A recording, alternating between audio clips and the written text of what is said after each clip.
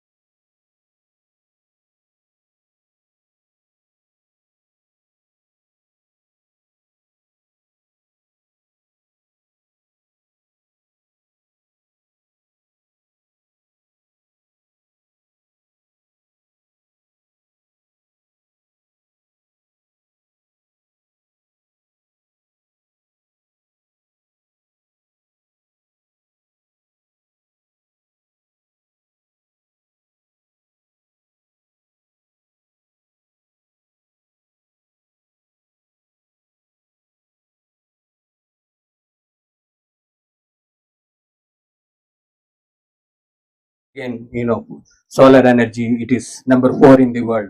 So India is pioneering really. It's not anymore is lagging back behind rest of the world, but it is actually leading the world into these technologies. And the list goes on. So I mean, when we talk about startups, there are a lot of different startup ideas that people come with. So we're going to talk about some of the challenges and of typically an innovative company. If you are doing a commodity hardware like any other hardware, then basically you may be building like an MSME that may be not poised for a large growth and all that. But if you're doing a commodity hardware, there are 100 different companies that are doing commodity hardware also. So you're one among us, them you're sharing the market and all that. But oftentimes when you're coming with new ideas, technology is growing, AI has come, and those many things are there. So you are most likely looking for a product that is first of its kind. Nobody has done it, so you are trying to do. You have a differentiation you're creating. So in those cases, what you do, this is the usual, way that basically you take it. You have to prove your product first of all. So you build a prototype, and then you do a pilot of the product, with beta customers or alpha customers, release some of your products and get some, taste of what the market is like. What is the market acceptance for your product? Are people liking your product? And then you really go for the launch. Launch is when you do really a first lot of products, maybe 1,000 units or 10,000 units, depending on your, industry segment and all that. And then you will try to scale the company. So these are the kind of companies that we are talking about. Also, when we say hardware, there are a lot of things that will come into picture.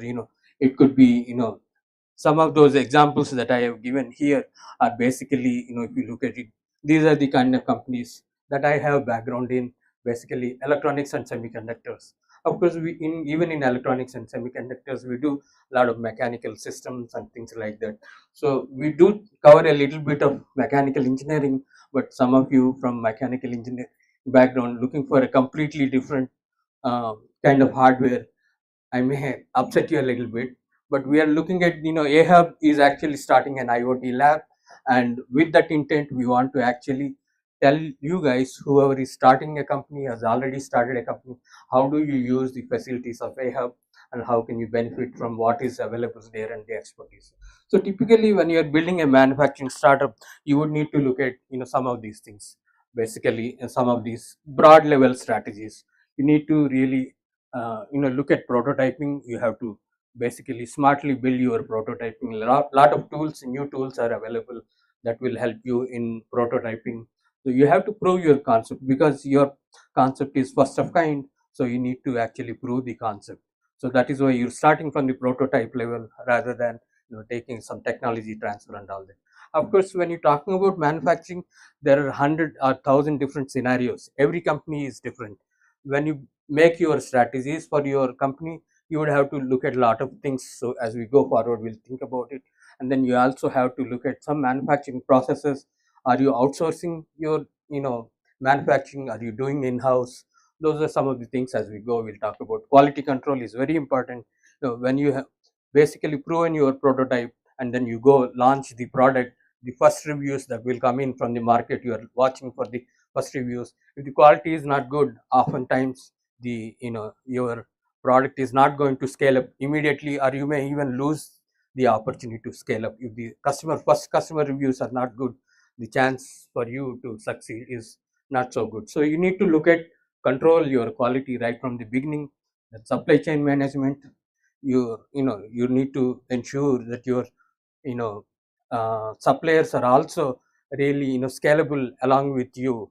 And scalability, that is basically, you may be able to, you have, let's say, 100 suppliers, and then everybody commits to 1 lakh volume that you are planning the next year after you launch your product. And then if all of them can supply, but two or three suppliers cannot supply, then you will not be able to, those are the only suppliers you are depending on, you will not be able to scale up. So those are the strategies what we look at it. And intellectual property, that is also, if you are a deep tech company, obviously you need to have a little bit focus on intellectual property. I mean, if you go to Bangalore or Noida, these kind of cities, I've seen a good uh, a concept about intellectual property. They respect the intellectual properties and all that.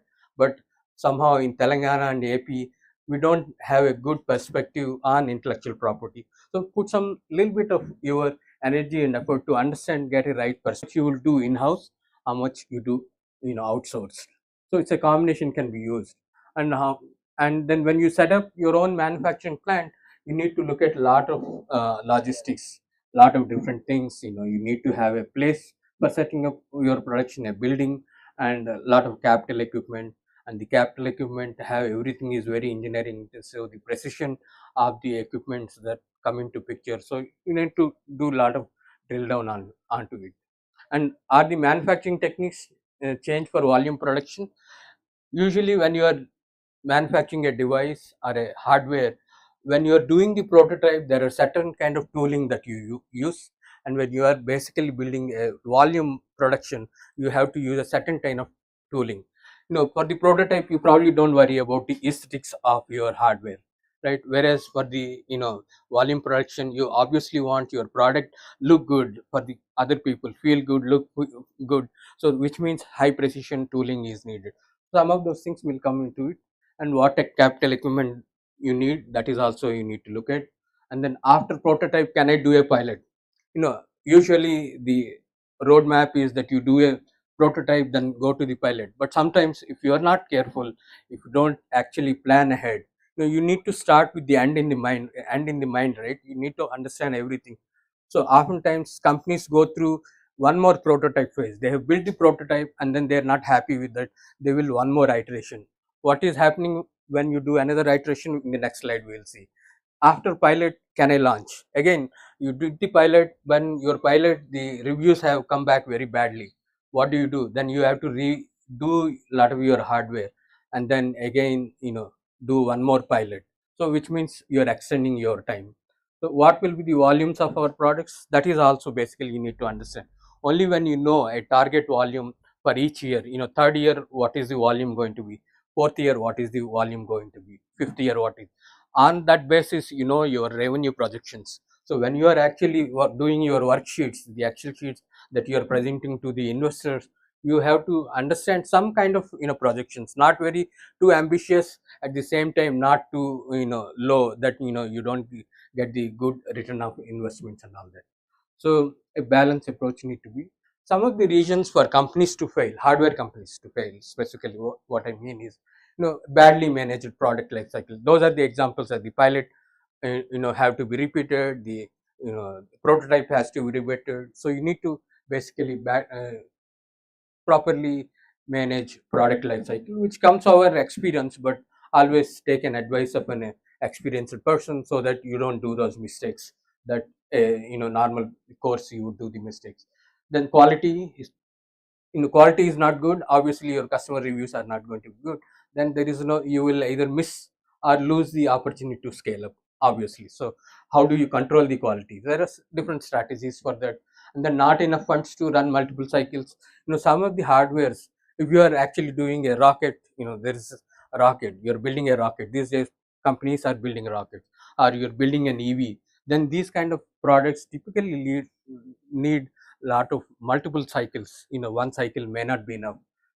Prototype, you build after the prototype. The first humanoid robot, when it was made, they have done 8 generations of robots. So they have done so many iterations. But these days, it's a time to market is important. You can't do so many iterations. So it is better to plan when you're actually think through the entire process right at the beginning, and then go through it.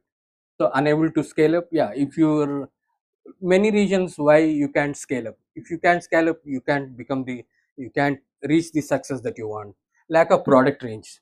A lot of companies actually make only one model of the product, whatever that they're making. Specifically consumer electronics, with one model of the product you can't go, because the consumer mindsets are different. If you want good reviews, you have to have different price range, different feature range, all those. So that is one reason. So your manufacturing should basically consider a wide variety of products, BOMs, and all that. So here is basically the roadmap that we are talking about. So any of these things that we are talking about here, um, the prototype or the pilot, any of these can extend. If it extends, means your cost is increasing. right? If your pilot phase is planned for 9 months or 10 months, let's say, then but it extends to 1.5 year, so you are obviously increasing your cost. You are lot of the costs basically if you know a little bit of cost accounting, you understand what will basically happen. Even if the prototype, you have a target of 1 year to get the prototype out. So what if you do 2 years? You need more funds. You may actually have to go for a bridge loan from the investors. Not very good, right? So those are the things that you would have to look at it.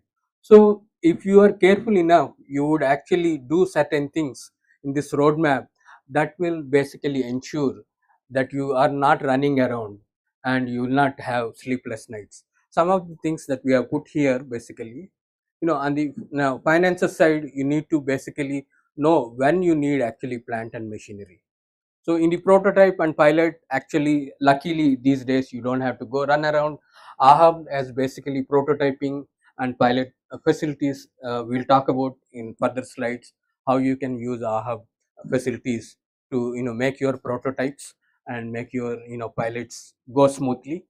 Then oftentimes a lot of the guys are using, companies are using 3D printing, right? The additive manufacturing. You make a 3D printing. So but when you make your 3D printing and then basically make your prototype, and you are planning like 10,000 units for your launch, you have to be ready by then with your alternate mechanism for the manufacturing. 3D printing can't scale up. Of course, there's a company in New York that actually hosts like 10,000 uh, 3D printer machines. So if you want like 10,000 units printed, they will actually print in a few days or in a week or something and give it to you in 3D printing. But you don't have those kind of facilities in India, and it is pointless basically. You would simply have to make your plastics basically, injection molding machines or something like that. So you need to understand those, and you have to be prepared right here. You don't want to wait for your pilot comes up and then you start thinking about manufacturing. So you have to make your molds and all that right here. So lot of it goes basically parallelly. So even though your customer, your marketing team is working on the pilot, getting those reviews about your customers, feedback and all that, and your R&D engineers are basically revising your product, fixing the bugs and all that, you need to look at some focus is there for converting the tools, not only the additive manufacturing. You may have a low need the injection molding. Those of you understand a little bit of mechanicals, the low volume molds are different and the high volume molds are different. So you would have to look at it. We are actually you know ideating a company where we need like 1 lakh plastic containers for the first launch.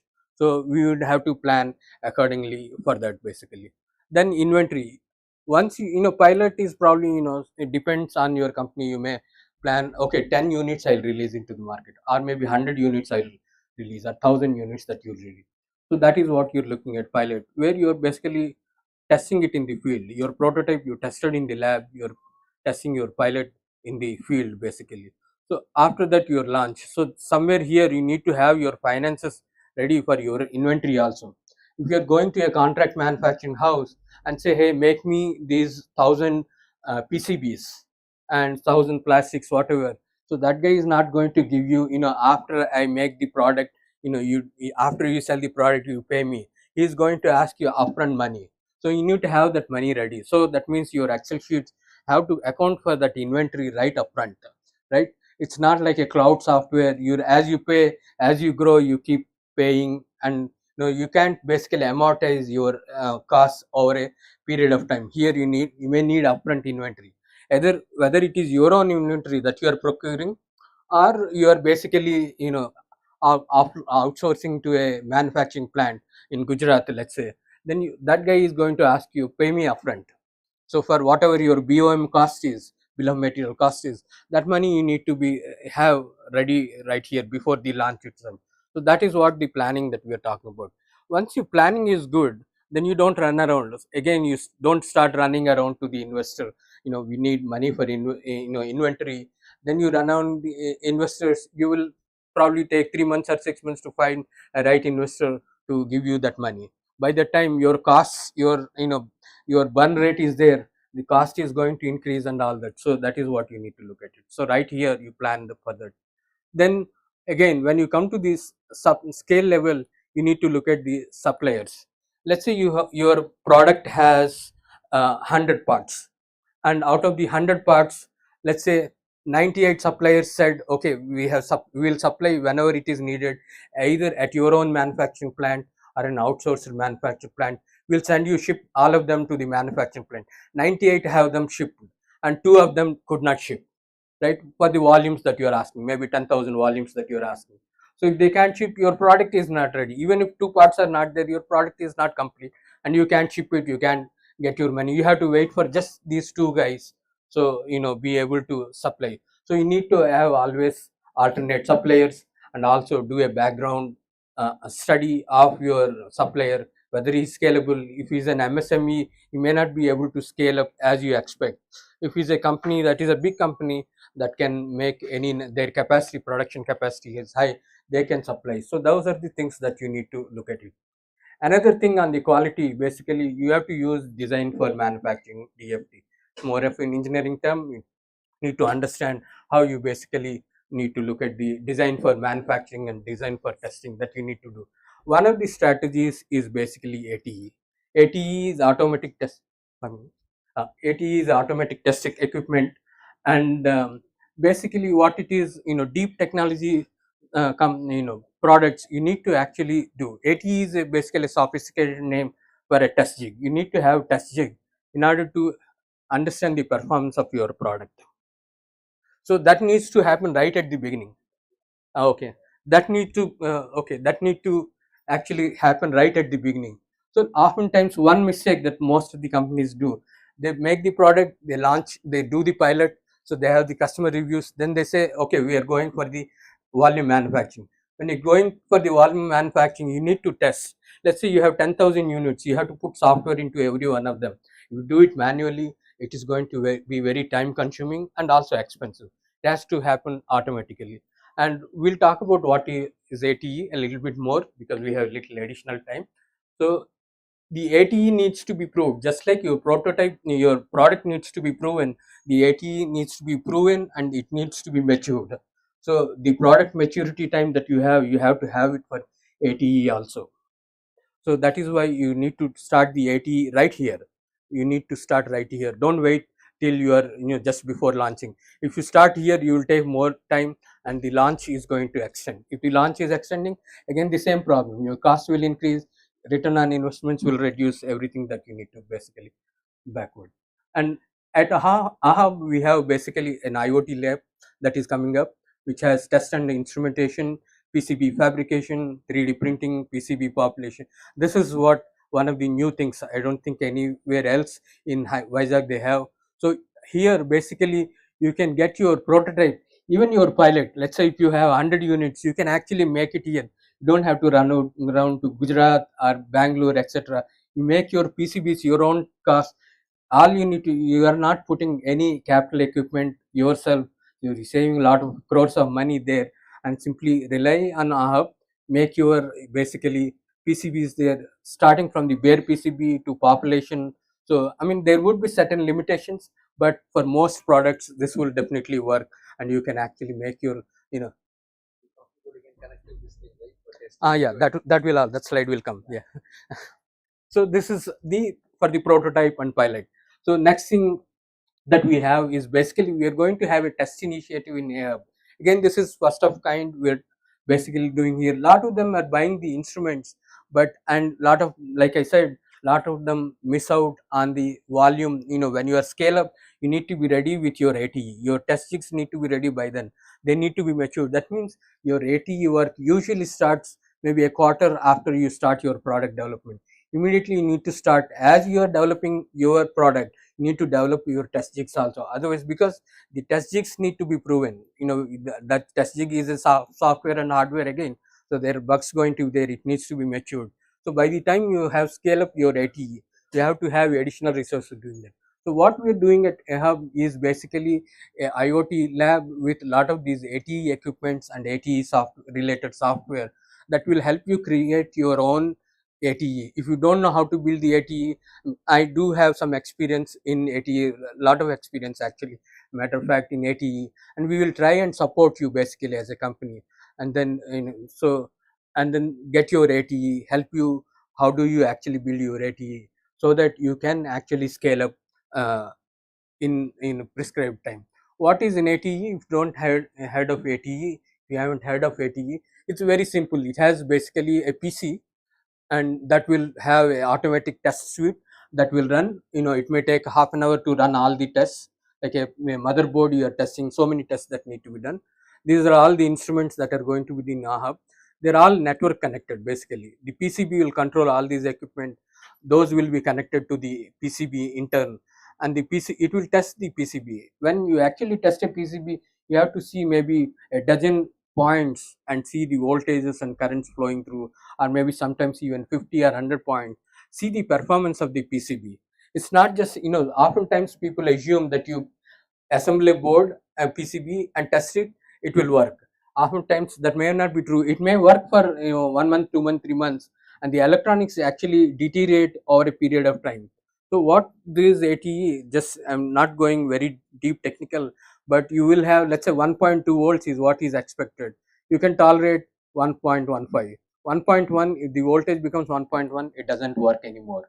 So over a period of time, it cannot degrade.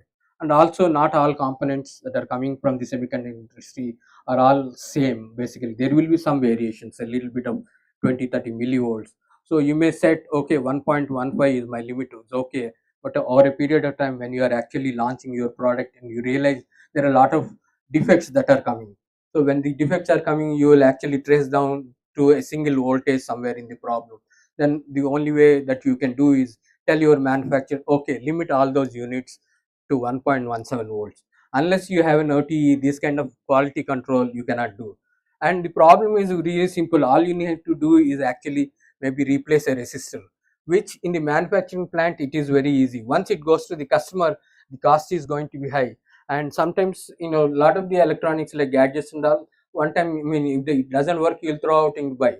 But everybody, you can't do that same thing with an EV. You have to kind of, uh, you know, have some kind of mechanism to repair a lot of electronics, consumer electronics, things like that.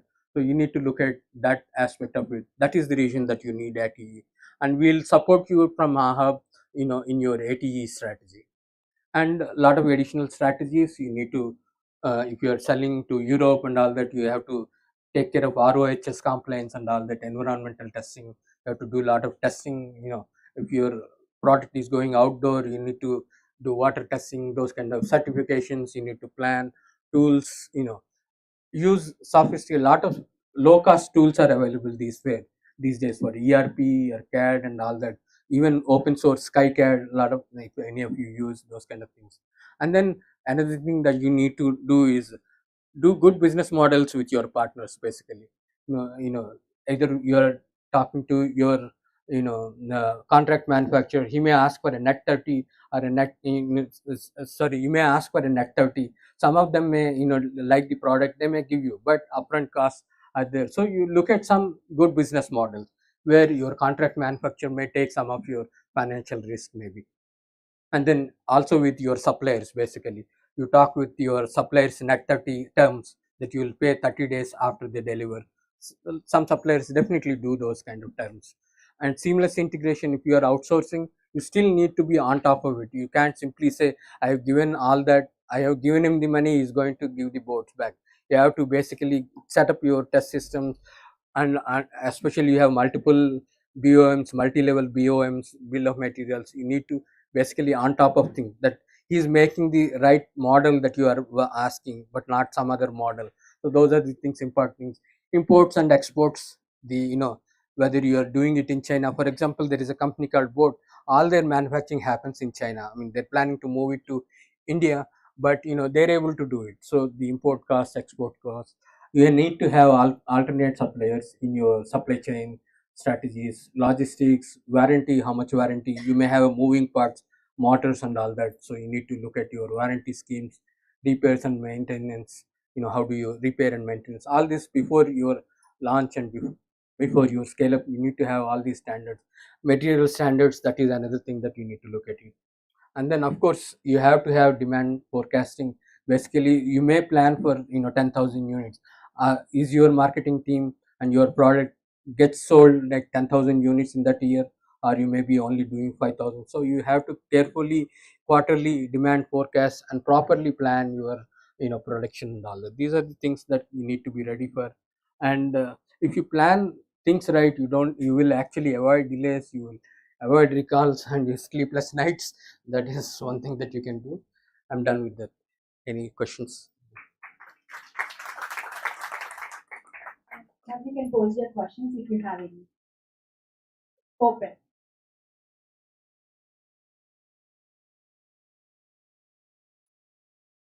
You are free to ask questions. How does the manufacturing process? Okay, Yeah, sure. Because no, I worked in both manufacturing and IT. But how do you relate an IT project to manufacturing? Because you've been on both sides. Yeah. So early preparation for testing, test plans, test cases, and all that stuff. Yeah. How does that relate to the manufacturing? Yeah, that is basically what we have said right in the beginning. The first slide was that basically what we are saying in a typical software project, e-commerce project, and all. These are the different IT hardware guy is always running around quality, funds, and suppliers. Funds means you have capital equipment, plant and machinery, which is not there in case of an IT. You can always hire a cloud infrastructure as you are scaling up. As you are scaling up, your cost will grow, either from Amazon and all that. That is going to be very different. Your financial planning has to, irrespective of whether you're selling 10,000 units or 1 million units, you need to have your capital equipment planned for a certain capacity. That is one of the things that you look. Suppliers, like 100 suppliers, out of the 198 suppliers, 2 did not supply, your product will not be out.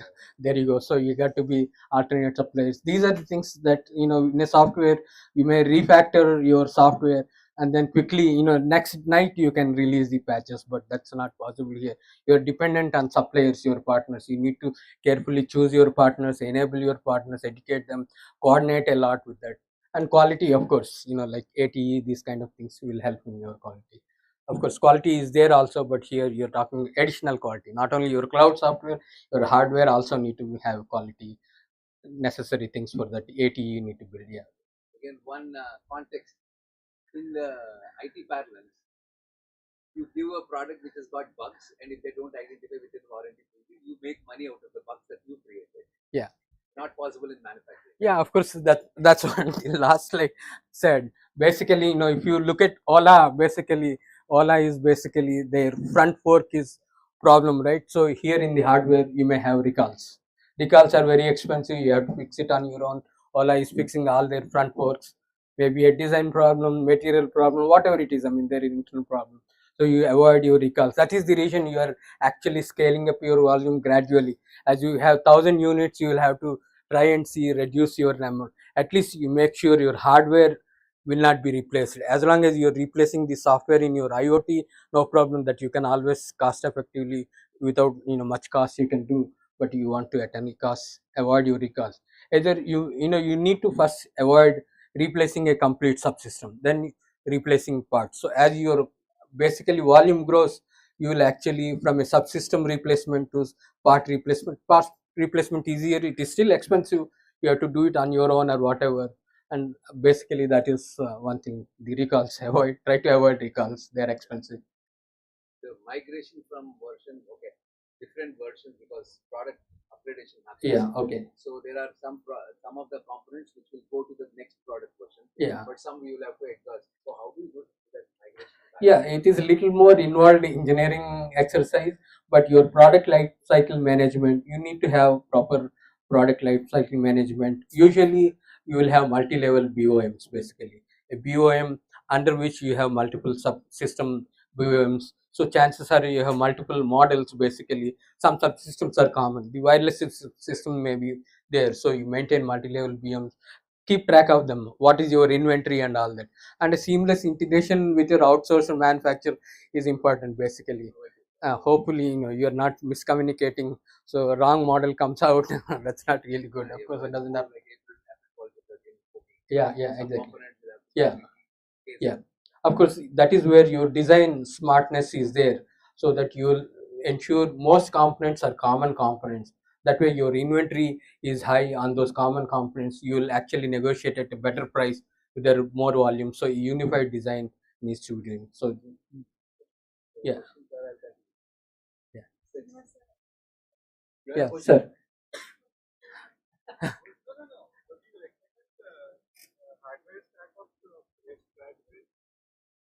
Yeah, I would actually recommend go for an e-commerce for the reason that is easier. But that said, oftentimes it happens by passion. Somebody has a passion for hardware. Why not? I mean, there is also requirement for hardware in the country, right? Hardware needs to be made, and often these days they are all trying to do it everything in India. So it all depends on what their vision is. If they are neutral, they're agnostic to software or hardware, then e-commerce is easier. I don't recommend go for hardware.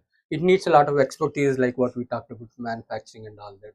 And it is easier to do a software startup than a hardware from a easiness perspective. But from your willingness, your focus, your vision, your idea may need a hardware and a software also, depending on what idea you're pursuing. You need to look at this. How do you, because you're into smart kitchen manufacturing Yeah, now, okay. right? Yeah, So how do you overcome the China difference? I know it's not completely resolved, right. Yeah, but in case something, COVID, we had a problem. yeah, right. So any strategies there? Yeah, see, China dependency is going to be there.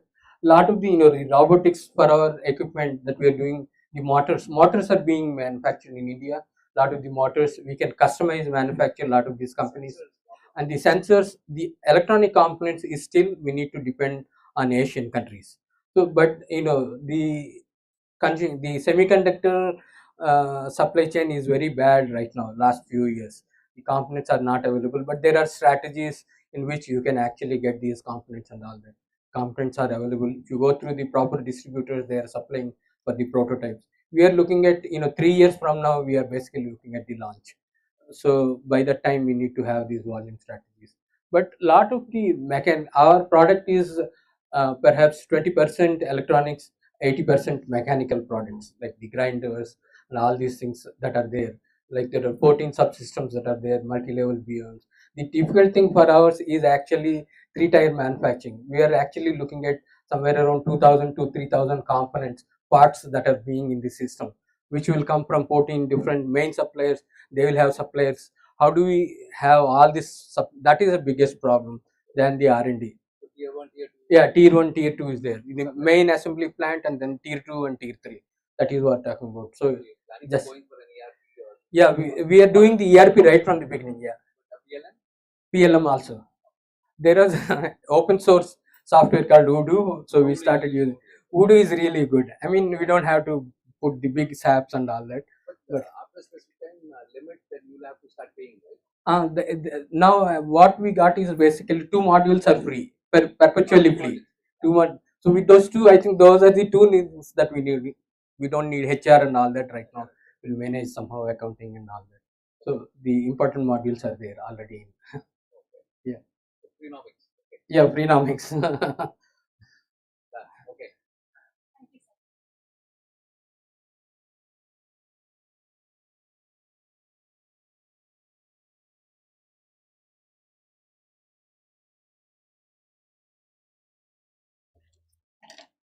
Thank you, sir. And now, as a student, I always wish for someone's guidance in this business and all. So now my dream came true. Now to the another exciting part of the day, the inaugural of E4 Club. Enthuse, engage, evolve, emerge. Andhra University Entrepreneurs Club driven by AHUB, Andhra University Incubation Council. E4 Club is set up mainly to develop and foster startups in the university campus and motivate students to start their entrepreneurial journey. The club will make students aware on a wide range of startup resource, mentoring, renting services, and market access. Without any further delay, now I welcome our guest, the Registrar of Andhra University, Professor V. Krishnamohan Garu, to inaugurate the club and address the gathering. Sir, we welcome you.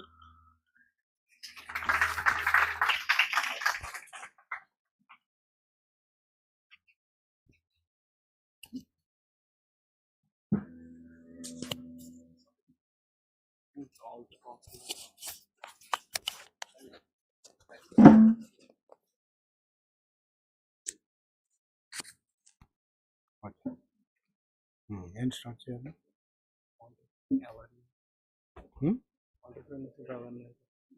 అయితే ఇప్పుడు ఇంకేం launching ఏదైనా ఉందా? Launching afterwards. Okay. Very glad to see you all here, all enthusiastic entrepreneurs as well as prospective entrepreneurs, very experienced, learned personalities. I am very privileged to be here on the occasion of launching of E4 Club, E to the power 4.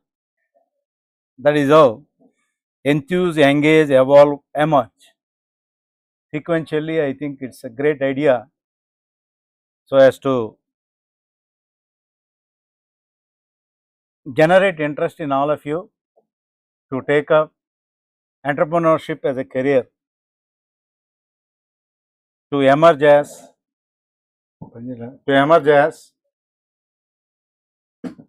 job provider than a job seeker. That is what India needs now. Say all these years, youngsters like all of you, including me, at that age group, was aiming at securing a good job so that our life is secure, preferably government job. Fortunately or unfortunately, when I got government job, I declined to join government job. I continued to remain on the campus, enrolled for research, and after say so many upgradations of my knowledge, skill, finally I chose to be a teacher because of my passion. That is how I started my career as a lecturer.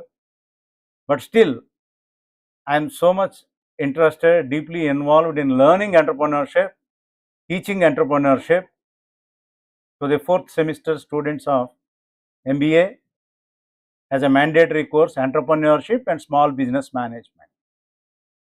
Those days when I was teaching, it used to occur to my mind, why India is shy on entrepreneurship? Why small countries, they are very good in entrepreneurship? It is all because of our attitude, brought up culture, and not believing ourselves. We do not know what are our potentialities. That is how, if you take entrepreneurship, people used to believe entrepreneurship is a risky affair. Also, there is no social status.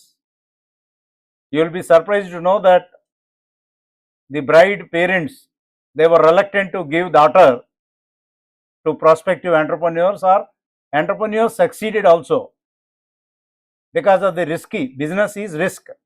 They do not know at what point of time successful business run into unsuccessful situations. Because nothing is permanent, as all of you know. In business always there will be ups and downs. And also, if somebody gives the information that I am doing business, I am running a factory, people who are not believing to the fullest extent possible. And rather, if you say, even I am a peon in a government organization, be it court, be it university, bride parents after them. That was the social status, to be very honest with you. From such stage, why entrepreneurship was shy those days? Because of this lack of social status, lack of proper attitude towards taking risk. Now, risk is very calculated. Risk is something which can be differentiated from uncertainty. There is a difference between uncertainty and risk. So, entrepreneurship is not uncertain. Rather, the other day we went to US, Ravi and me, person who is in charge of Matchbox, one of the very happening, entrepreneurship guidance come incubation center. Yes. He was telling us he learned so much because of 4 failures of his startups. That is how he got the idea of providing his wise counsel, advice to the prospective entrepreneurs, whoever is coming to Matchbox. Right? This is there in close to Chicago, right? West Lafayette. Yes, that is the city name. Indianapolis is the state. So subsequently, how many successful entrepreneurship startup ideas you could generate, incubate, and ensure success of those students? If you look at their track record, this is how America has become a very happening. China has become happening, right? Korea has become happening in the field of entrepreneurship, startup, incubation area. Gradually, from that stage, they have gone to the extent of inventing something new, patenting. On patent front, they emerged so much. Now we realized all of a sudden in India that entrepreneurship is engine of economic growth, which we used to teach in the class. Everybody believes that entrepreneurship is engine of economic growth. Why it should be regarded as engine of economic growth? In William J. Stanton, which book I referred when I was studying marketing, somewhere he mentions in the introductory part itself, unless something is sold in the market by someone, nothing happens in the market. So what is the origin? What you want to sell, you should have idea. Where from this idea come? What are the products available? Which product is not suitable to the present requirement, and how you are going to fill that gap? Philip Kotler further says, find a gap, fill it, you are a successful marketer. How you are going to satisfy human needs, their wants, their desires, their ambitions, how you are going to fulfill by your product, by your service, is all going to make a big difference. So from that stage, even younger generation like all of you started thinking, even there is a changed attitude among the parents in the society that entrepreneurship is also equated as a respectable profession. And people, whoever is entering into entrepreneurship, are also succeeding, fortunately, although there is a risk of failure, but enormous increase in recognition, social status, because of the contribution made by entrepreneurs. So how entrepreneurship is going to come? Without you being creative, talented, you should have patience, you should have the ability to mobilize resources and connecting people, you should have the ability of networking. All these things are given to you along with your studies. If you are joining a big business school, more than MBA degree, your networking is going to be net worth. That is what is taught these days. Now, who are your peer group members? What is the school in which you have studied? And who are your classmates? Occupying what type of positions? What type of networking you maintain is going to be a matter of great concern. So people started believing teamwork. Wherever you reside, probably through online connectivity, it has enhanced your talent, ability, exchange of ideas, sharing of information, learning experience has become so easy and accessible. Success stories we used to read, but you read unsuccessful stories so that you will come to know why those startups have become unsuccessful, what best can be done to avoid such errors, how do I overcome such obstacles which were not handled properly. This is how you learn. A wise man is one, an American professor used to tell us, a wise man is one who learns out of failures of someone, not from the failures of person. So he doesn't allow failures to happen at all. If you have the tendency of learning from the failures of others, you never allow yourself to fail. Therefore, you are always wise not to commit mistakes, and you try to avoid mistakes, and you try to learn from others' mistakes, so that at the end your resources are intact. You are not going to be incur loss. There is no risk. You are going to mitigate risk, minimize risk. That is what is essential quality of avoidance of risk. How risk management can be done? You are very smart. These days, the present generation is very smart in managing risk. They know how to avoid risk, how to mitigate risk. That is where I think all of you need to be very critical of the situation, analyze the market to know market opportunities. That is the origin of thinking in the right direction to become a prospective entrepreneur, and don't hesitate to consult, however small a person you believe in, his experience, his knowledge, his skill, right, his ability to guide you, right. You may be MBA Harvard, but still Andhra University MBA student may guide MBA Harvard student, or vice versa. You need to keep your mind open always.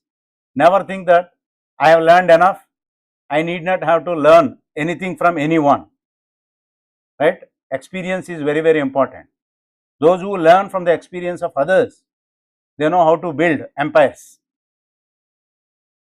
Without formal education, entrepreneurs who are successful, countless example I can give. And how they have become successful? They have become successful because of their observation, keen observation, enthusiasm in learning from others who are truly professionals. One need not possess MBA degree to become great entrepreneur, right? You have n number of examples, how they succeeded, how they have built, such big companies, global level companies, without even formal education, right? So they got that enthusiasm, ability to go beyond the facts. They know how to analyze situation. They know how to visualize future market, future requirement, future behavior of the customer. Especially, I am a marketing professor. I always equate business success with market success. Unless there is a market success, there is no business success. So what does market require? When I say market presupposes existence of people whose needs are addressed as a primary focus. What are those needs? Which are fulfilled, which are not fulfilled? What is the product range available which are satisfying? You will be glad to know. One example I give and conclude. Soap industry. In how many ways soap industry can be defined? I give example in explaining market myopia. Today, the soap industry is structured many ways. If I ask, I am manufacturer of soap, suppose this is the answer you give. What is that you are manufacturing? Season, which season? Whether the soap is for tender skin, dry skin, normal skin, oily skin. Are you following what is happening? Whether the soap is in liquid form, whether the soap is in cake form, whether the soap is detergent or toilet soap, whether the soap is Ayurvedic soap or chemical soap, or the soap is for such skin who do not require cleansing agent like Dove. Are you following? In how many ways market can be understood? Ample opportunities if you know how to analyze market situation. Whether the soap is for children, Johnson & Johnson specializes only baby care soaps. That is the market they aimed at. Pears soap, it has not taken all seasons. One particular soap during that particular season, very famous. All season soap like Mysore sandal, all of you know. Or these days soaps are also positioned against ESPs, emotional selling proposition, if there is no USP. It is a soap that makes you, although you are married, blessed with a girl child, still you are called college going girl. This is what is shown to you in advertisement. These are also soaps. Soaps sold on concepts. Whether this concept is real or not, Huh? We do not know. Many mummies may be using Santur soap, but all mummies can never become college going girls. We know that. Anyhow, this is on the scope of definition of market. So, abundant opportunities. And everybody thought, there is no slot left by any soap industry today. Tomorrow somebody is going to propose something new as a soap, right? So, this is how you conduct market analysis, competitive analysis is going to be a matter of great concern. That is how. First of all, you need to analyze where is my market, who is my buyer, where he buys, why he buys, how much he buys, how often he buys, at what price he buys, right? Who are the people involved in delivering these products, how value addition can be done, and what can be priced, what is the relationship between quantity demanded and pricing. Unless you answer all these questions, you can never prepare DPR. All entrepreneurs who are planning to make a startup need to believe, how do I prepare DPR? Once you are thorough in preparing detailed project report, half success is yours. Simply by reading your DPR, a banker is going to decide whether your idea can be financed or not. This is what is happening, idea pitching. Validation takes place. Your idea once presented, there are so many people who are going to evaluate and your idea whether it is worth pursuing further or not. Suggestions can be given, improvement can take place. So, this is the reason why I think pitching competitions are held. Ravi has conducted idea-thon, right, where ideas are presented. Whether this idea is practical, worth pursuing further or not can be known. How creative your idea should not become very similar to existing one. Chinese are known for imitation products for a long time, but now they improved drastically. They are innovating, they are inventing new products, they are patenting, they are selling their products all over the world. They are competing on par with any developed countries' products. How are they able to achieve it? In less than 20-30 years. This is of their rigorous effort. First, they started experimenting, learning, manufacturing by seeing products from West. Gradually, they established their own norms. They established their own innovative strategies. Now they believe, unless they invent, unless you introduce innovative products in the market, there is no survival. To compete in world markets, innovation is the key to success. Everybody may ask, why should I buy this product when I am happy with XYZ product alternatives? You should have a strong and valid reason, rationality, because those features are not available in the existing product, those advantages are not available, or your product is going to overcome the limitations of the existing product. Anything can be considered as a new. How you define new product is also a matter of great concern to all prospective entrepreneurs. So, I am so glad the MBA students wanted to start this E-MBA, E Power of 4 Club, E4 Club. E4 stands for enthusiasm, enthuse. It is not only your enthusiasm, you need to enthuse others also. So that together we build, together we succeed, together we excel is the idea. Next is engage. How do I engage? At times I may turn down, I may get demotivated because there is no encouragement, there is no guidance, there is no resource. How do I keep my engagement on my task, on my ambition, on my idea? Although majority rejecting, right? KFC is best example, right? His idea was rejected by star hotels to include in the menu itself.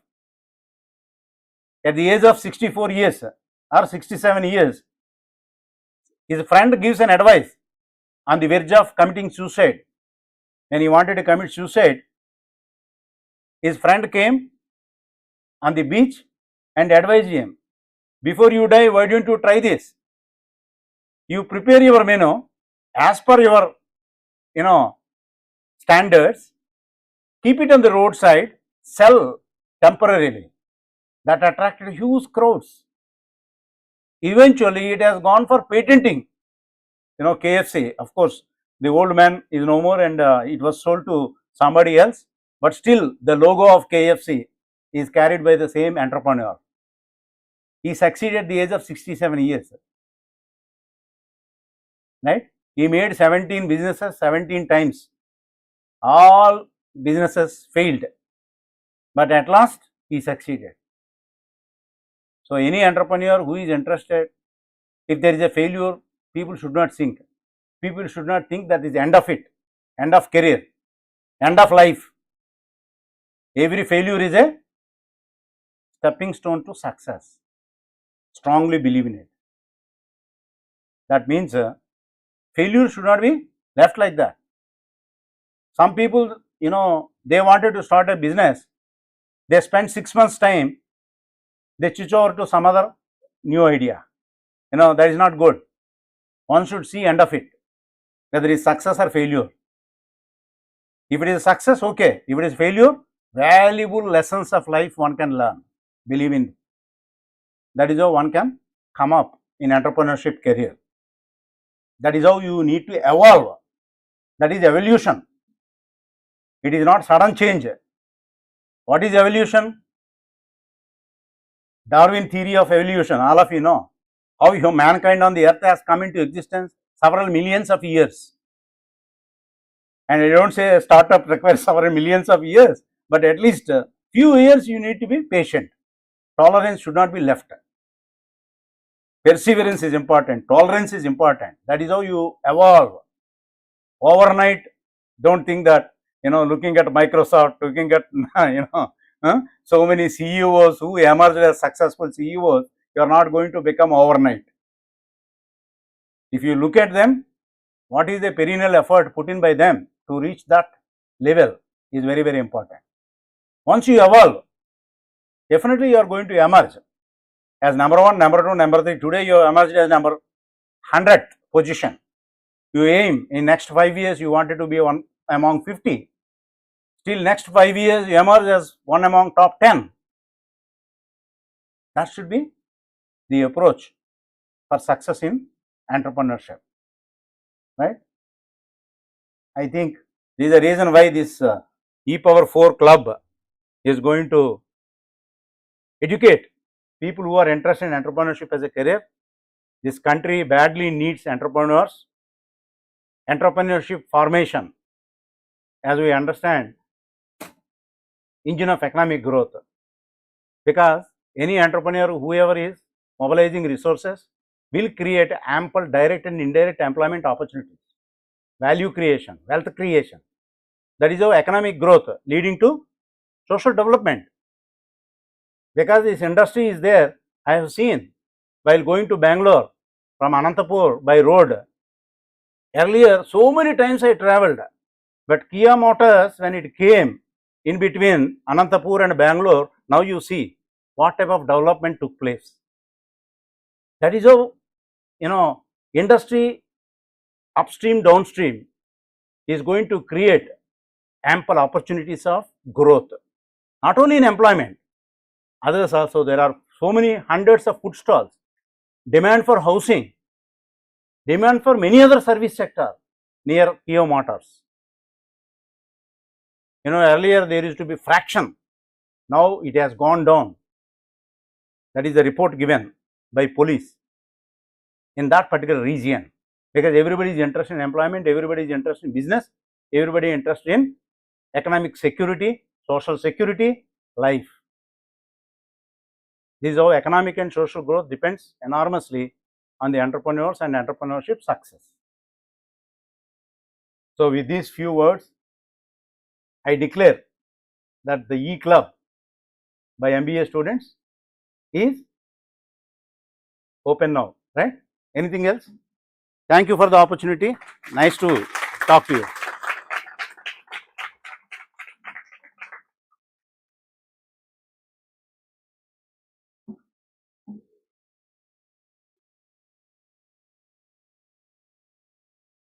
Shall I go there and sit?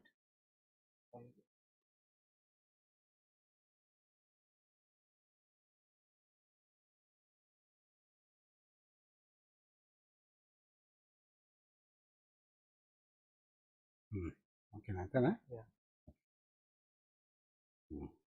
So I declare inauguration of E4 Club. Okay, all the best.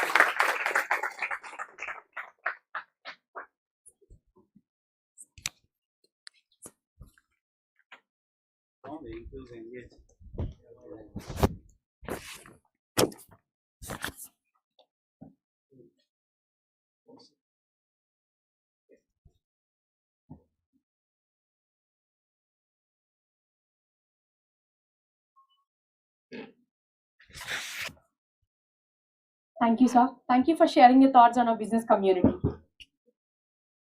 Now I'd like to welcome our CEO of our hub, Mr. Ravi Ishwarapu, to address the students on our hub and its activities. Sir, please.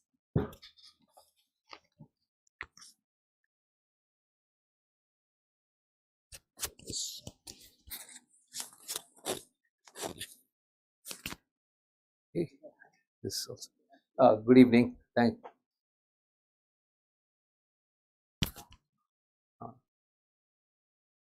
Thank you, sir. Thank you for gracing the event and inaugurating the club. Great day for me. I know 1st of April, that's not the reason. But two is when more students get engaged, it's a happy moment because this is what we are all here for, what we are doing this thing for. Very importantly, two things that happened today. When there were certain examples when my professor here talked about just now, persistence, and then you evolve and emerge successful and all that stuff. The university is so, what do you call it, used to and cannot find a replacement. That is the third continuous term for, I think that's a record. Nobody would have that record of being a registrar for a third term. Welcome back, sir. Thank you very much. So he's for the third continuous time after retirement, he is there again as the registrar. We're so happy to see him back. And the second thing is, I also have my friend join in as the alumni officer today. That's Srinivas. So a round of applause to him too for all. Yes, he's there. Yes, and he's there for every event. So he's the one who is running the startup Saturdays. He's the one who is running the hackathon, which is happening today and tomorrow. So he's there. He's equally. These are signs of persistence, hard work with a lot of passion. It's not just for, yeah, it's doing out of it's not meaningless work, but it's a lot of passion involved. So two people that I see today who are continuing to be, bought in newly and then continue to be here. Thank you to both of you. Look forward to working with you guys. Ahab, quickly, for the students who have joined, how many of you have joined the E4 club are here now? E4 club, yeah, just your hands. Okay, that's, yeah. I after still thinking, did I join the E4 club or not? Okay, yeah. So we would be doing a lot of activities on the campus. We are now, just to give you, anybody who has an idea what incubation is, because these are guys who do not know what incubation is. Anybody who knows where the word incubator has come from? Okay, babies. Why babies? Why do they need to be provided in that incubator for the babies? Premature born babies. Yes, sir got it right. So, of course, that's for premature born babies. If the 7th month, 8th month you deliver, the baby is still not ready for the outside environment. So, what do? You put the baby in an incubator where they provide all of this thing, and it is protected environment so that they don't get catch infections and viral stuff because they're still not, immunity is not up. I think you know the word immunity because of COVID.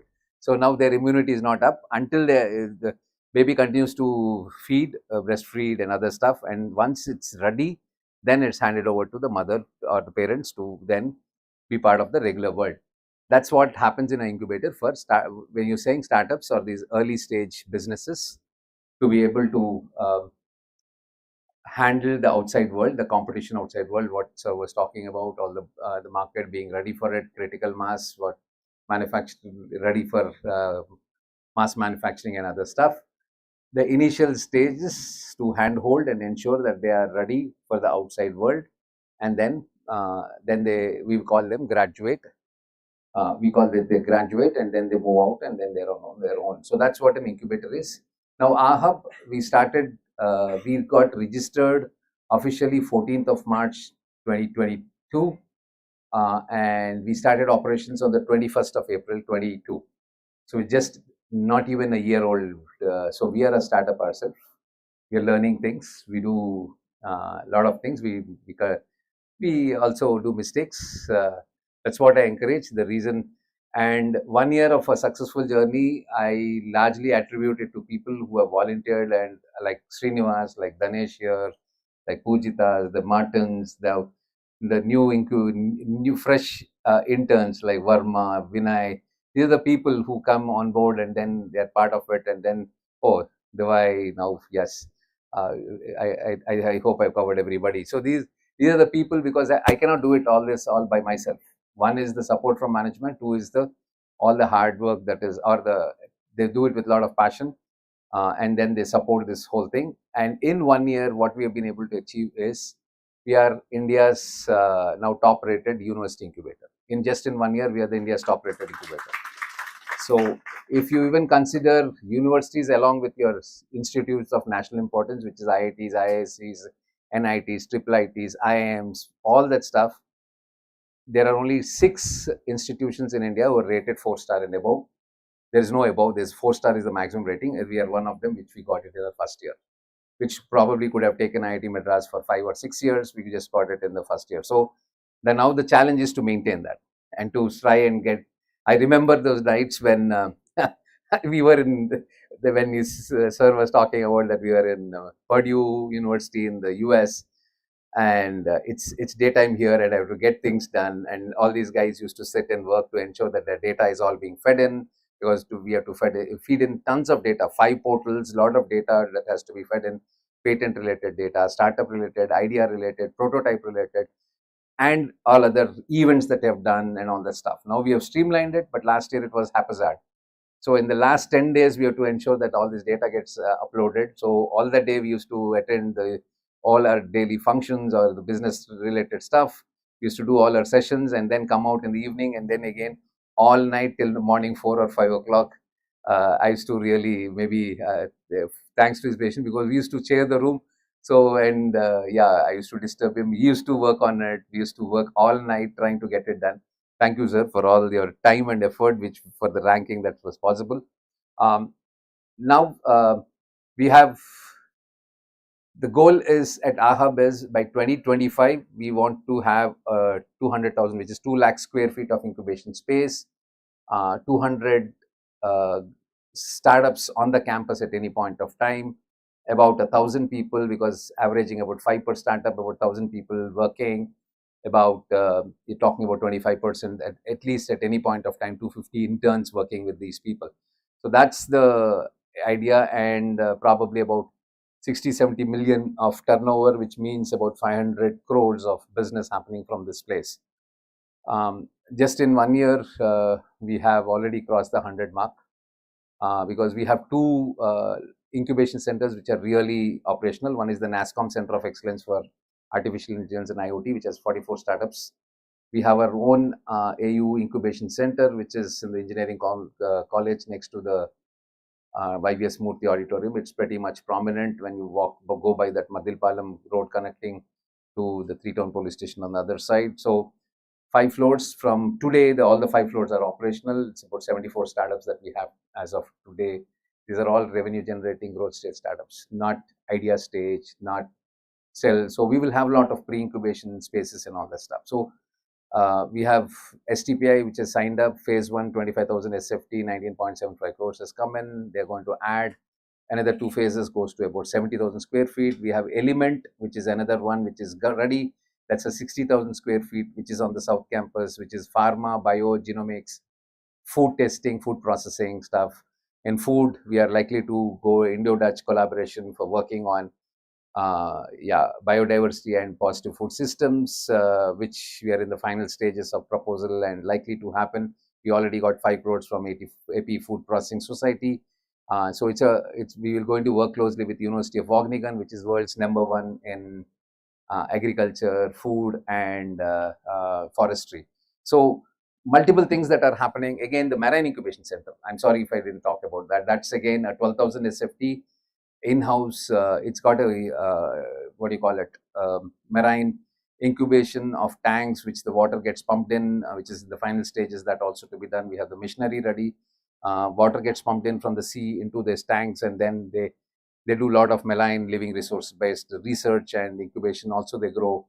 Like today, if you eat prawns, if any seafood lovers, prawns are grown mostly in ponds which are not there's a difference, sea fish versus the pond grown fish. The seafood is more tastier. So the same with the prawns. So they're cultivating that. Along with that, they train people who get into aquaculture, aqua processing, aqua feed, multiple things. But the idea of our hub is finally to integrate this multidisciplinary incubation ecosystem. When I say integrate, now if I have a pharma guy who's trying to do he understands, the way I understand when I'm saying drug discovery, some formulation, but how that can be sped up and then done quickly, you come and talk to a guy who is basically in the artificial intelligence space. So there are companies now which usually take 5 years, now reduced it to the life cycle of development, which happened in case of COVID, which is much quicker, but now it's come down to 3 years because of AI. Now there is again a defense startup which is doing unmanned vehicles, which is aerial on surface. Now they're getting into unmanned vehicles underwater. What's the best place to go ahead and do it? Test your initial testing of your unmanned vehicles for underwater sea. You cannot put your very initial this thing direct into the sea, gets washed away. You cannot even handle the currents, or you need to put tons of money, take a trawler into the sea and then put it and then test it out.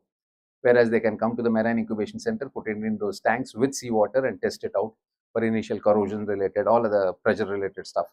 Basics testing. At least once the product is ready, they can take for deep sea tests. So this is what I meant by integrated incubation ecosystem. People, how many people here from management, MBA, sort of MBA, BBA management background? Okay, that's, so you are sort of agnostic, you can go across everywhere. There are already student startups which have been successful. EduMoon, which is into student clubs now, and EduTech to a certain extent have been funded. They're valued 3 crores. These are 2 guys, Mahidhar and not Vikas. Yeah, Vikas is in the UK now doing his MBA, but these are the guys who started it and they're doing fine. Then there's one more startup. I know guys who know, don't jump to it, because I know some of you know it who are working with the hub. But the question is for the others as to, these are 4 people who come together. They have started something in vertical aqua farming, chemical free vertical aqua farming, because everywhere you know what sort of feed gets in, even the chicken that you eat, because we have some problem that we are getting. We are intolerant to antibiotics. That's because the chicken that we eat is full of steroids, and we eat it, and tomorrow you get sick. If you use antibiotics, they don't work on you. So, and there are a lot of other problems. So that you're from pharmacy background?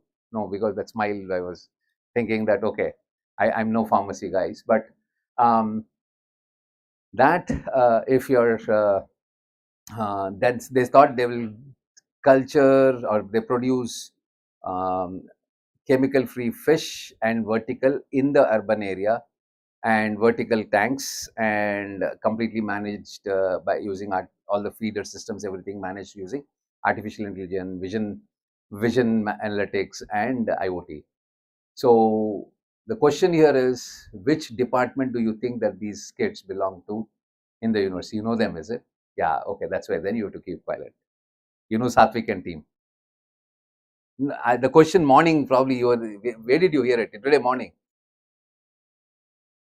I'm sorry? In the BBS this thing, right? People who have already got to this question, I don't want them to answer, but the others. Yeah, yesterday I meet, who was that person I was supposed to give a, huh?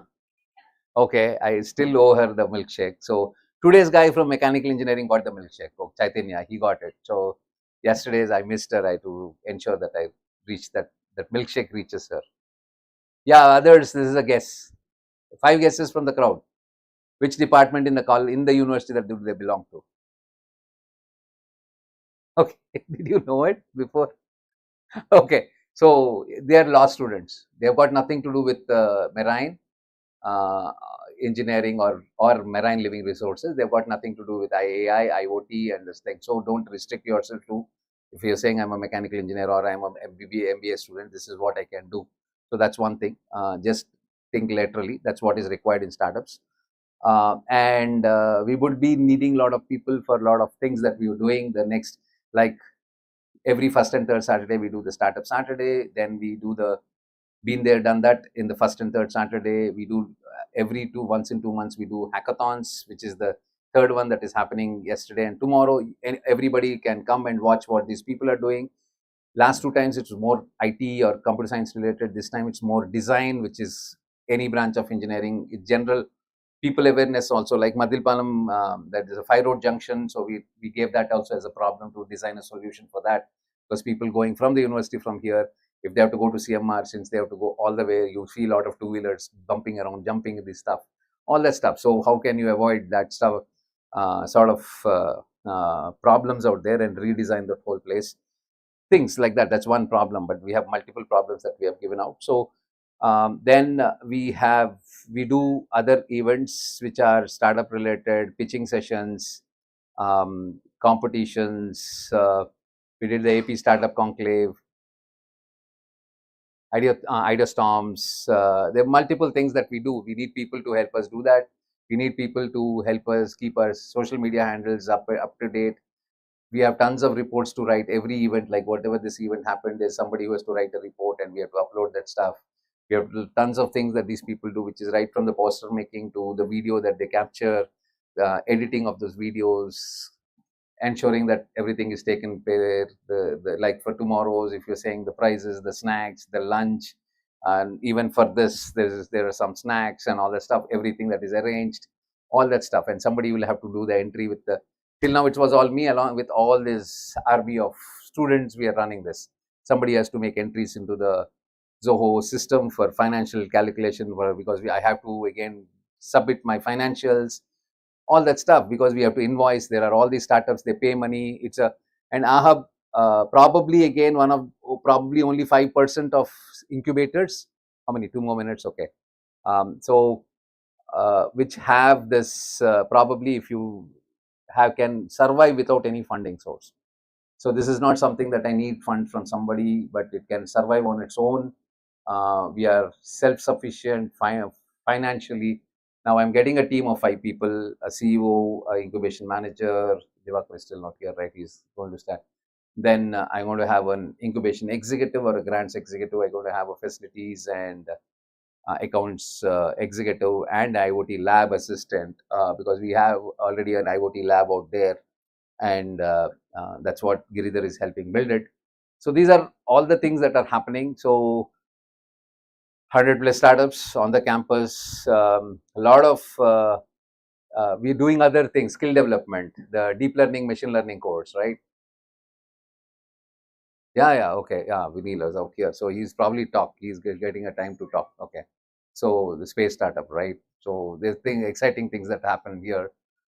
So deep learning course, which again, one of the startups called SandLogic, which is highly funded. They're developing a chip, AI integrated chip, which means that the chip will have the power to process things within itself, rather than sending out all the data to the server and do the processing. So they have been partly successful for the initial test runs. They just get funded for about 20 million or so, which is 160 crores. So they started from Vizag, they started from the NASCOM. They're also incubated at AHUB. AHUB doesn't mean only Andhra University Incubation Center. It means NASCOM, it means the STPI, everything that is in this vicinity, that's going to happen. So the 200 startups which we are talking of now, with all the success of the first phase, the university, I think VC Garu is happy. Now they're going to give me additional space and 3 crores of, I said, loan. I don't want even a fund. I'll repay it in this thing. Now that will be the first letter that will be on his table. Sir, please sign it. I'll take it to the EC to approve that 3 crores. School of Distance Education on the other side, probably one whole block or 2 floors is what I've asked for, which is around 30,000, maybe another 400 seaters and added. Because the good thing is I'm 38 startups requiring 278 seats behind after filling up everything. So I'm still, and every day I get 2 or 3 requests from startups saying that I need space and all that stuff. So I'm really running after them and they're really helping me trying to find that space. So exciting speed. That means by the end of this year, once I get the space and it's ready, by end of this year, I'll achieve my target for 2025 end. We are like, whatever the targets that we have committed to, the 2 floors where we got the fund from central government under Nidhi ITBI, we were doing the interviews and the CEOs were being interviewed, and the other faculty didn't know. So how will you reach the targets? What is your this thing? Then I slightly declared to them that whatever that we have committed for 3 years, we already achieved it. So the day one you're starting this thing, all are full. The revenue, this thing that's starting from 1st of April now, is within 6 months, whatever the targets that I've given for, except for patents, everything is already taken care of in that this thing. So we are far ahead of the game. So we are running faster, or now we are going in a very fast mode. So love to have people associate and then you learn, get to know. The idea is not that when you're part of entrepreneurship club, you have an idea to become an entrepreneur, not to become one immediately. It took me to be 40 before I could take the risk and jump the ship. And it was also difficult because now at younger age, it was easier from a 7-digit salary, suddenly leaving it and you become your own CEO and your own attender for day one, because after that, nobody is there with you. You have to do everything yourself. And again, build it from scratch is not so easy. It takes a lot of patience, persistence. We'll talk of use cases or case studies of student startups like Ujjwal and others who made it right after students, Mahidhar and all these people. You get to talk to them. And the idea is for us to put that that bug into your this thing, that entrepreneurship is the best way. So one day when you fight with your boss and your boss will say, useless fellow, you couldn't do this also, then you'll think, okay, how much more can I work? Because there's Rolls Mama, which is a lady who's been struggling all her life being a bank manager, Kunte, and she thought I'll start on my own. Already 5 franchises, which you will find it there. One of favorite food of hers, Rolls Mama. She's got a now 5th franchisee in Rushikonda. So all these exciting things is what you see. It's just not behind books. It's not that one day batting you study and next day write and get that 8 or 9 CGPA. I think it's simple to get with the type of questions that you get, the type of level of testing that you are gone through in your examination. Getting an 8 CGPA is so easy with one day batting. Okay, it's time up, I know. So nobody, see, I'm just waiting to see who will stop me. Okay, so this is the problem. Is, you say, hey, all the stuff. Okay, then in next moment he'll say switch off the mic and all the stuff. So okay, with that, any questions before we move on? Any questions? No questions? Yes, Jai.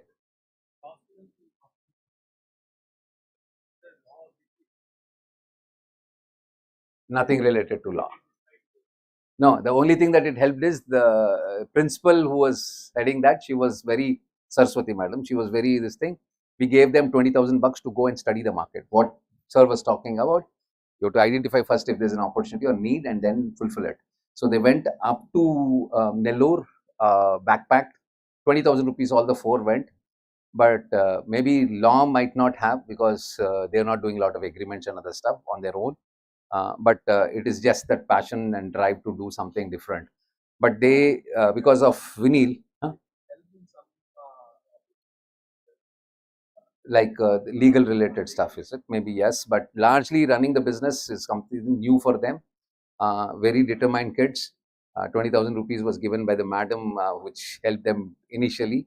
But the HULT prize, which Vinil was the director at that time for the campus, through the campus, they won it here. They won it to India level, state, India level, and then Asia Pacific level at Ho Chi Minh in Vietnam. And they had a 2 months all paid accelerator program in UK, and they built it in Eluru, and they sold it off also. So it's all students. Yeah, he's now he's talking on part of G20, is it? He's done. He's that Satvik is now at the parliament, and he's done the speech. 20 people that on the Republic Day, he was at the parliament. Okay, well, I'm sorry. Yeah. Okay, I don't know much about what, but he was in the parliament, so that's what I know. So thanks, and then I think any other no questions. So I'll hand it over to Pujita to see when Vinil will come in. I don't know about that, so back to you. Thank you. Thank you, sir. Yeah. What Ravi has not mentioned, the title E4 stands for not E power 4, it is Euphoria Club. I've designed it. Okay, I got that done. So this was, we were sitting E for entrepreneurship. I thought, what are all the words that will logically flow through? And then I said E4 and then euphoria, because maybe that's the thing that we might use for the instead of, okay, one other thing, declaration, because I need you to come here for the next thing. No, I think I'm audible. I'm loud enough. No. Okay, I'm loud enough. I think so, but for this thing, 28th and 29th, we're going to celebrate 1 year of successful AHUB. So we called it Utsav at AHUB, but I don't know if euphoria means better this thing. I don't know, the chairman would decide as to what the name would be. I just proposed, they were trying to AHUB. There was Utsav at AHUB. Now maybe fourth one is euphoria at AHUB or something like that. So euphoria and AHUB or something like that. So this is an event where first day would be tons of workshops that will happen. Second day would be an inaugural session with a lot of people recognizing all the things that have happened, including the startups. A lot of startup and demo stalls that are going to be set up with a full day event celebrating the success of 1 year of AHUB. So that's something that I'll come back and with the complete details to you, sir. Okay, and during that, we would also be running a internship mela for the students of Andhra University who would be interested to work with these startups. Already about 180 interns went through this. So if more interns are willing, so you have to come and they will be there and they'll be interviewing you, and if they find you fit, will come in. So internships is a huge competition. From day after, we have students from IIM Vizag coming in. Then there is a request from IIT Hyderabad and IIT Tirupati to come and work at AHUB. So it's the reverse. People wants to go from university to usually to the IIMs and IITs. We are able to create that buzz that they want. It's a reverse migration that's happening. So very proud about that. So thanks to all my team for making that happen. That is euphoria. That's euphoria, yes. Okay.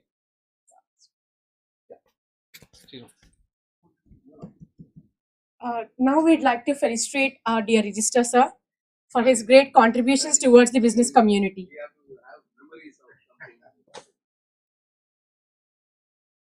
Srinivas will be doing it, I said. Srinivas Sir, Mr. Perfect Sir will be doing. He will be the. No, come. You're now part of the university. You can't say no.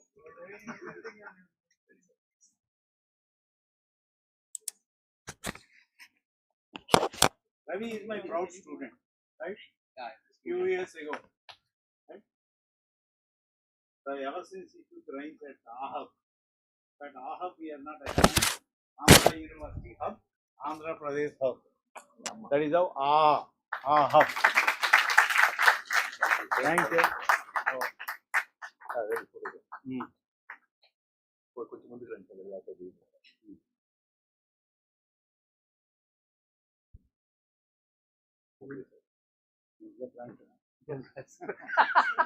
This is a good one. I like my professor now because we are all Jugaad innovation. He said, Intro planta. She knows me because we both think alike. How do you save costs? He knows his students very well. So, Aham is, it could be Andhra, it could be Andhra Pradesh, Andhra University, but we also have connoted word. When I was talking about the concept of incubator, we said, the third thing is Amma, it's basically mother in Telugu. The Telugu word is Amma, which is basically, we've all been incubated for 9 months before we are ready out and everything. So that's also the connotation. But, okay, over to you. Thank you, sir.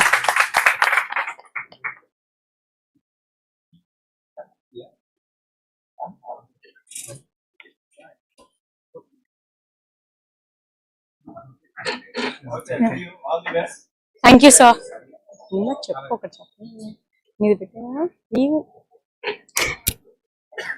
Yeah, coming back to our session. Thank you for your patience and all. And now coming to the session, my dear friend Danish will elaborate some details of this E4 club. Hi guys. See, praising your own friend is very hard. Thank you. Hi guys. Hello. Hello. We have snacks outside. We'll give you snacks. Don't worry about that.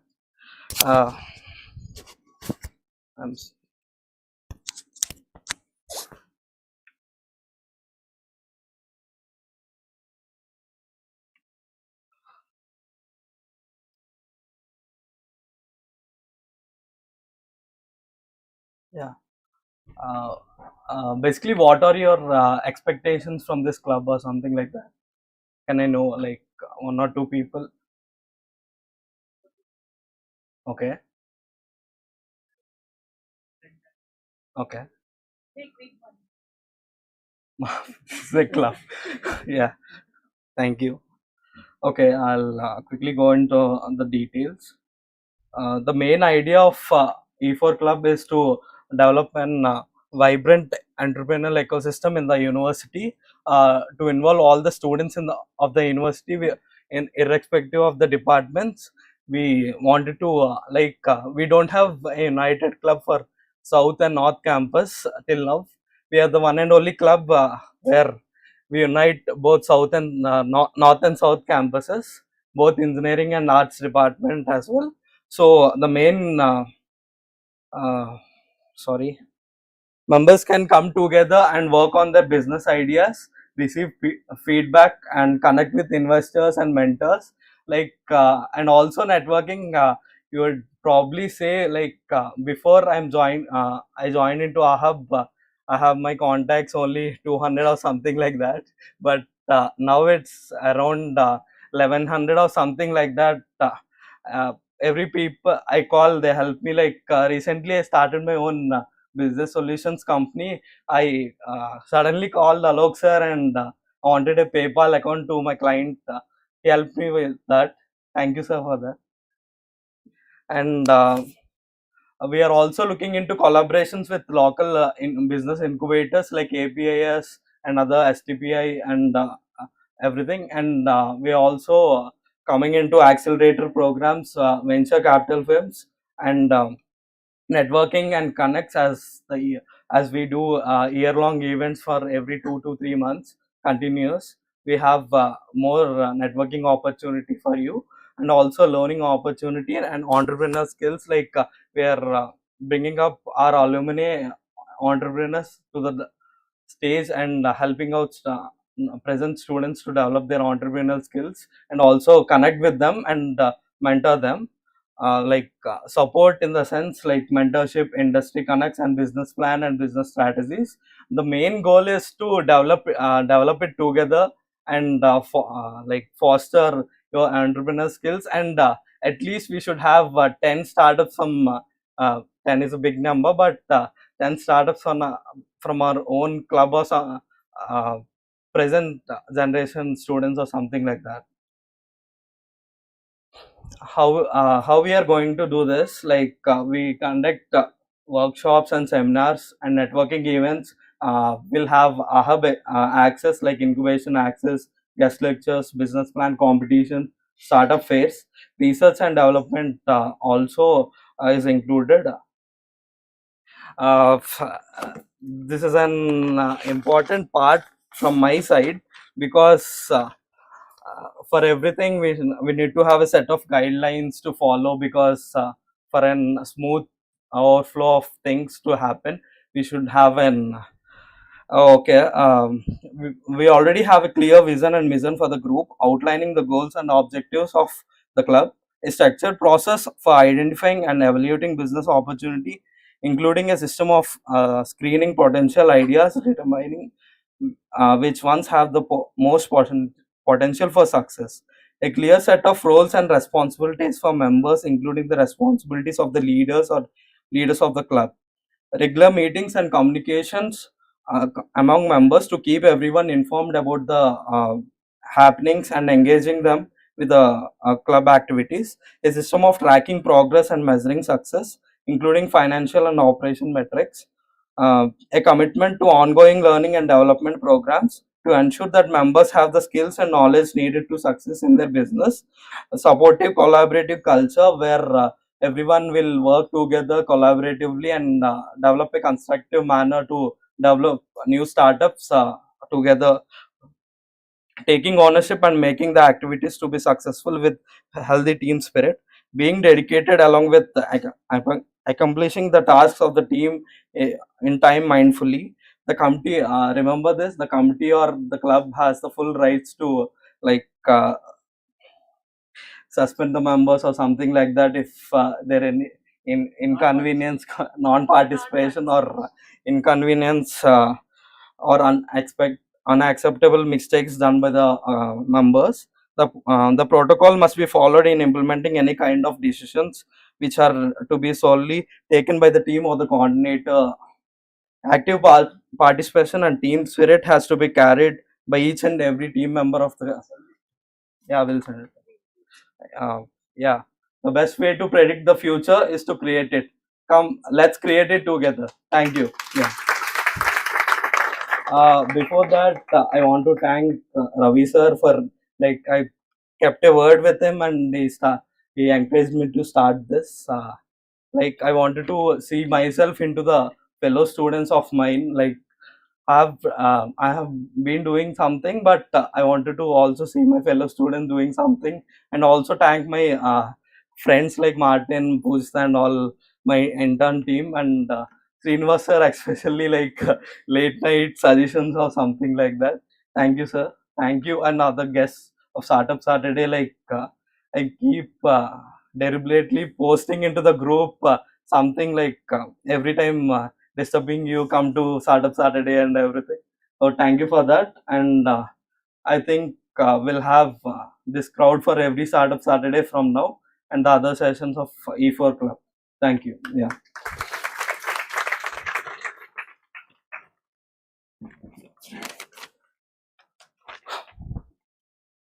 So students, if you have missed any minute detail, we are here to help you. You can contact us. We'll give you all the details. Now, before closing the session, we'll do our popular open mic session. We'll do a popular open mic session to encourage innovative ideas from the audience. And anyone from the audience are welcome. And the remaining audience, please be respectful to their ideas. Like, you can share your business idea. Nobody's going to copy it. We'll help you out. We are open. So while introducing, Don't have enough time to start. It will just get revealed to speak about this, what we have just discussed. you can. Vinil is our alumni and currently is also operating from our hub.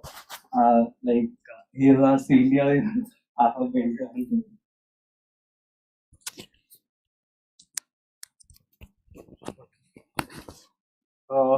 Hi guys. So myself, I'm Vinil. I study here my BTech and my MTech also, and I'm working here itself in the university itself. And I also started my startup. So it's into space tech. Everyone says that rocket science is a bit difficult, but I'm into rocket science. So before starting that, I'm not going to speak more about my startup, but my journey of starting a startup. I started my journey in this university back in 2015, 16 itself, I guess. So back then there was nothing in this college, not even a club, not even any activity going in this college back. Not even fest, nothing was there in this college. And then we started some clubs in the college, called it as AU United Club, where we united all the students, where we could do lots of events. And then I also happened to meet many students in IITs and also NITs, and I thought that why don't we put that culture in this university. And then we started very much open fest and all the kind of stuff, where students got encouraged and also opened their minds of creating something new. And then I also started off thinking to bring up startup culture in the university. And then I approached Hull Prize, which is an initiative of United Nations. It was done worldwide, and also it was the first time Hull Prize was inaugurated in our university, in also in the Andhra Pradesh state. And then from the Hull Prize event, I was the director there for the university. And from the Hull Prize event itself, we got our uh, startup, which is known as Aqua Farm, from law department. He's a law guy, and he started his startup in the field of IoT, as Ravisa told, in the field of IoT and also aquaculture. And he also succeeded in his startup, and eventually also got the best director award from the Hull Prize people. And I got the invitation to UK as well. And then I started seeing a problem in the field of satellite industry, where I found a small gap. Before starting any startup, my advice is to the all the students out right here: find the end user. So before starting my startup, I found the end user. I spoke with ISRO people. Eventually, I also met ISRO chairman also, and also DRDO ex-chairman. And I happened to discuss my idea with them, and they evaluated my idea. And then I thought that, okay, this is the problem we need to address. And then I started my startup in the field of satellite technology. So eventually, uh, we participated in many events and also many international pitch competitions, where we could like say address the problems in the satellite industry, where many satellites are being launched in the orbit, but we just causing much more space debris, right? So we address that uh, problem, like say. And then we are here now. And also, yeah, I haven't prepared anything for this event. As soon as just Danish called me and said that there is a launch of this event, and you need to speak. Okay, let's come and speak. So that is what I want to say. So before starting your startup or a startup idea, just evaluate yourself, find the end user, and also create an idea which is really required. Don't create an idea which is not required to the end user, and you don't find the end user. And it's not a good task which you need, good product which you need, right? So that is what I want to say. If you have any more questions, you can just contact me. Thank you.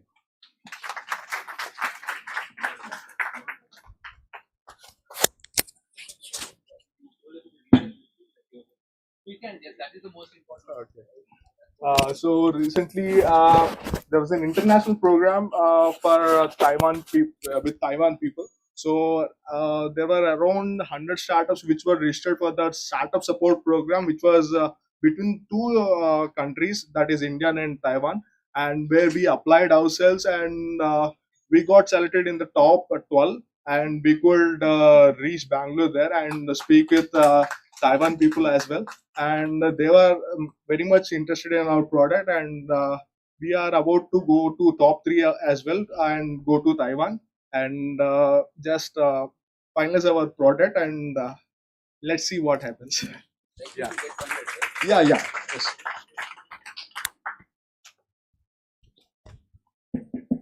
Yeah, now we request all of you to scan this QR code and join and make your attendance and register in the WhatsApp group for the next communications.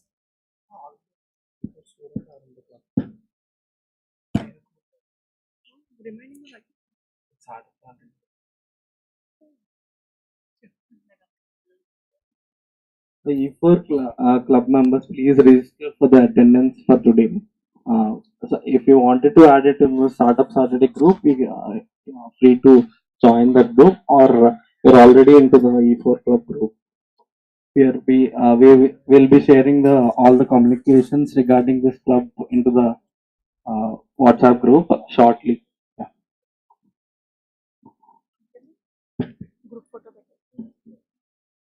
Yeah. And after finishing your attendance, we request all of you to gather near the dais to take a group picture. Oh, actually not. This way is better. You cannot do that. Yeah, yeah. Please stay back in your positions. We'll change our camera angle.